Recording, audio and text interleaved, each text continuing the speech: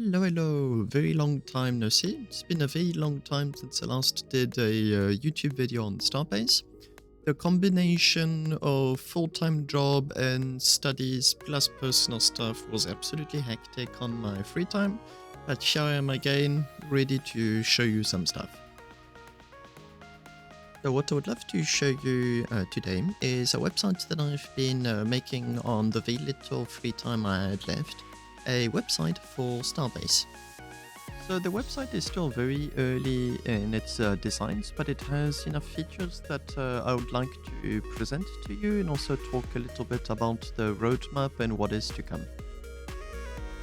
Before I go any further in presenting you my own website, however, I'll be presenting you the website that I used as an inspiration for my own.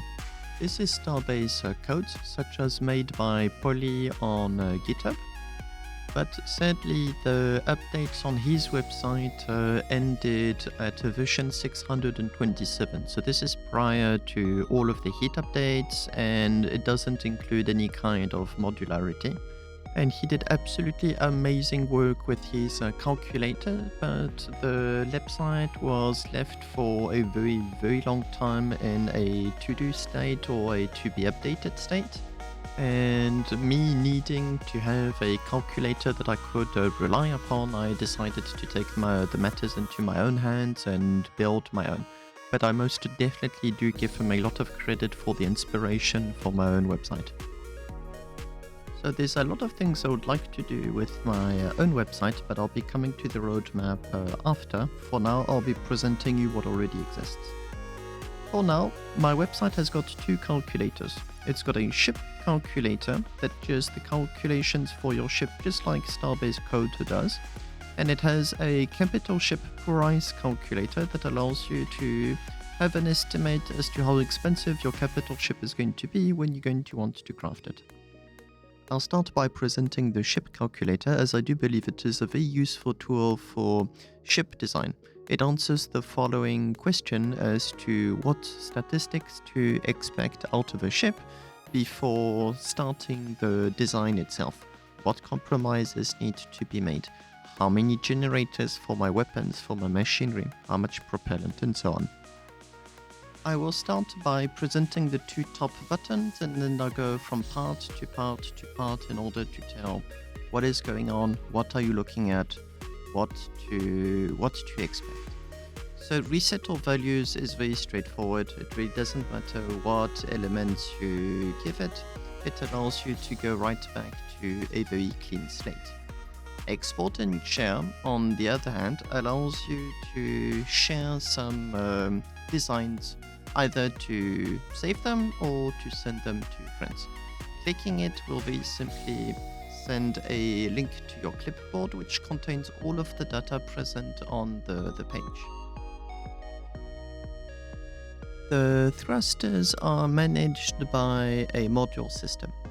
So the idea is that you can get cards and then change multiple thrusters at once. So all of this calculator doesn't expect you to only have one type of thrusters. Let's say I have a little bit of a compound mix. I'm going to start with triangles, but they're going to be tier 3 triangles with tier 3 nozzle, and just for the sake of an example, it's just going to be tier 2 electricity converter and a tier 2 propellant converter. Obviously, no, it doesn't make much sense. I'm going to decide that I've got 80 of them. They are not maneuver thrusters. This means they are used for main propulsion. I'm now going to be adding 10 more triangle thrusters, and those are going to be used for propulsion, but they're going to be for tier 2. For maneuvering or not for maneuvering is going to allow the ship calculator to expect an increase in the usage of your propellant and electricity. It then goes into the calculator. Statistics are displayed on the right. I'll be getting to them soon. Thruster efficiency is for the fact that your thrusters are almost never going to be at 10,000 or 100% output all of the time. So this is what they are for. You will also notice there's quite a few interrogation points here and there. those are going to be placeholders for future links. Right now, they do not point to anything, it's just text.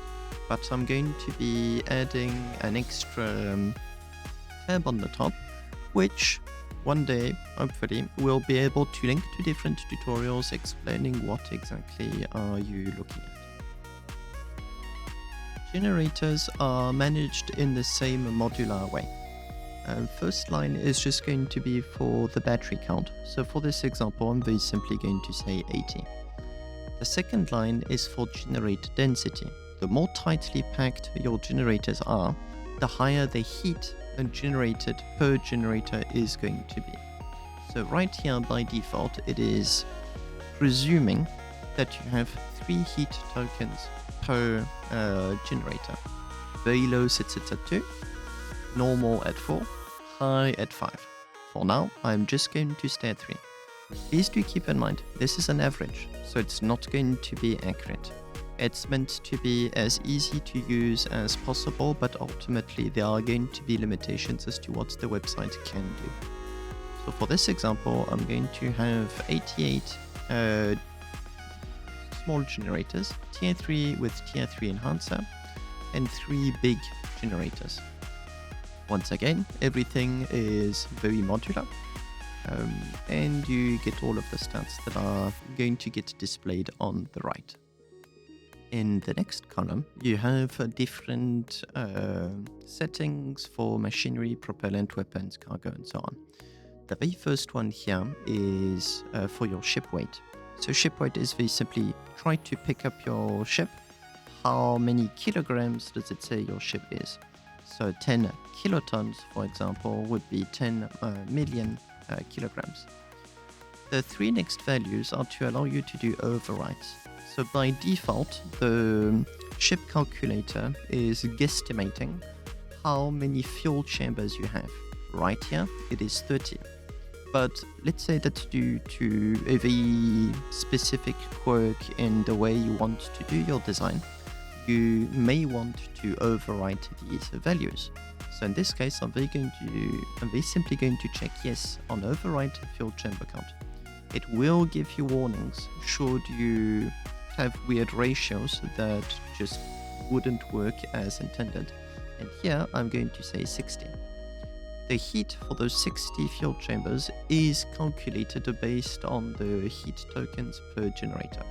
I can do the same for the ship speed, which is starting to be calculated down there, and for the propellant consumption. I won't be touching those yet, but I can do the same. Cargo is going to be for your cargo ships. So in this example, I shall say there are 300 crates. This splits the speed statistics into with crates and with empty crates. And let's say I want to transport lithium, so it's going to be 26,500 kilograms, roughly. I'm not going for exact values. It is now going to estimate your speed for empty and full loads. Weapons are extremely straightforward, it's just as they imply. And here I shall say 8 of each, just for an example. I do get a warning because I'm at 32 weapons, which is over the limit. So I'm just going to tune it down a little bit on the railguns and go for 6. Next in line is the machinery, where you can try and see how much your ship can tow. There is no speeds calculations with the towing, but it does take into account for the batteries and the power consumption. I can then add some mining lasers. The calculator does know that mining lasers are counted as weapons, as stated here, so you will get a warning should you go overboard. And then you can do the same for collectors and decide for how much power they are going to be using. Propellant is as straightforward as it gets. You very simply state how many propellant tanks you have. I'll just add a weird mismatch. This is for the range and estimated flight time calculations. So the statistics are collapsible. Let's say there's a little bit too much text to your liking. You simply do not want everything displayed. You can press these buttons to hide the element and get the rest onto the screen, should you be a little bit short of screen real estate. This can be very apparent if you, for example, have a very limited amount of generators. The batteries will be giving you a lot of warnings as a consequence. You have stats about pretty much everything that could require calculations, such as anything related to power, heat, electricity. Same for the weapons, and it does attempt to calculate how many heat sinks and radiator bases will you require. Please do keep in mind, though, that in this case, it is a little bit over cautious, as stats do not include the passive heat dissipation of most of the machinery and the weapons. It will at some point, but it currently is not. Thus, it is written on top, just to keep you aware. Batteries will display for mining, towing, shooting, and thrusters individually, not together. So it won't, for example, be calculating shooting plus firing, which it does happen in combat situations. So please do keep that in mind. But if you were to stand still and use your ship, it tells you how fast does it drain and how fast does it refuel. And it will adapt to not being able to refuel fast enough or refuel at all for the matter. If I were, for instance, to go down to just one generator or absolutely none at all. Tools will be doing pretty much the statistics of the tools themselves. Just to let you know if during your mining operations you may want to consider a bit more generators. And speed is reasonably accurate. If you have a very funky ship, a very exotic ship, the calculations are not going to be accurate at all. If you go for more traditional design, the calculator happens to be surprisingly accurate. I am currently implementing the speed algorithm from Poly, which I did take quite a lot of inspiration from, but ultimately I would like to implement the speed calculations from Moriwatari, but I have not been able to reverse engineer or comprehend, for that matter, the mathematics behind her speed equations. Will come someday, just haven't had time to do so yet. Now, as you've heard me state quite a few times, there's a lot of ifs, maybes, approximately, and so on. The website very much is a work in progress. Although it is satisfying enough to be able to show it to you, there most definitely are going to be issues that you may find. Should it arise, please do not hesitate to join me on my Discord. This link will directly send you to this chat on my Discord, where I post updates, statistics, what is going on, and also is a great place for requests, bug reports, and just keep me informed if you find anything weird or have suggestions on the website. Simple as that. The last tool is the Capital Ship Price Calculator. It is very straightforward. You get 3 buttons instead of 2 here, because additionally to the reset to 0 button, you also get a reset to default, which very simply computes a very basic capital ship, bare bones, which should be 1 Exorium fuel tank, 1 Exorium processing unit, 1 generator, 1 fast travel core, etc. You can read too. I won't be reading everything for you. But the idea is this is the absolute minimum to get a capital ship out of its ship designer. I can then add a few more plasma thrusters, I can add reconstruction machines, components and whatnot. And the idea is very simply to know what is the price of my capital ship. So you can sort by name, which is by default, or by quantity, to see what is requiring the most resources. You can also ask for a capital ship hull in order to craft one, a full-sized ship designer, and a full-sized factory hull. Although, do keep in mind that the factory hull is not going to work on a capital ship. It's more to be placed on a station should you want to do stuff locally to be put onto a capital ship. So do keep in mind that last detail. And same thing, you can export and share, and voila, it really is as simple as that. This really is tailored for new players that want to hop into their new capital ship and would like to have an idea as to how many resources do they need to commit to get one. So just before I conclude, the last page I would like to show you on this website is the changelog page, which contains, surprise, the changelog, but also the to-do list and the issues. So as you can see, these are all of the public versions. There's a few more internal ones whenever I'm tinkering, testing, and just making sure it works well before I release it, but there's also a to-do list.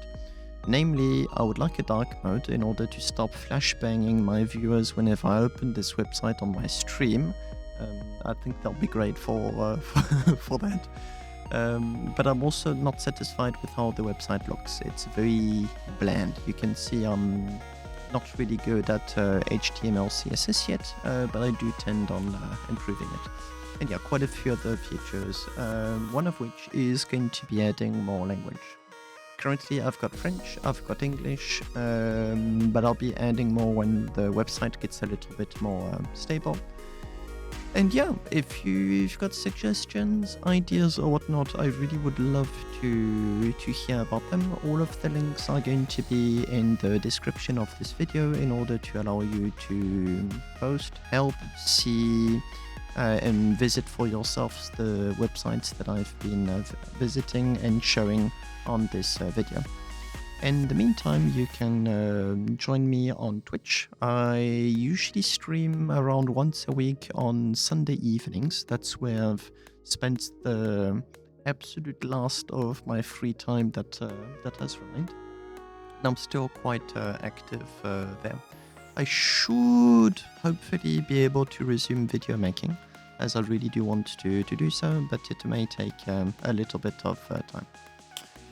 This said, thanks a lot for watching my video, and see you next time.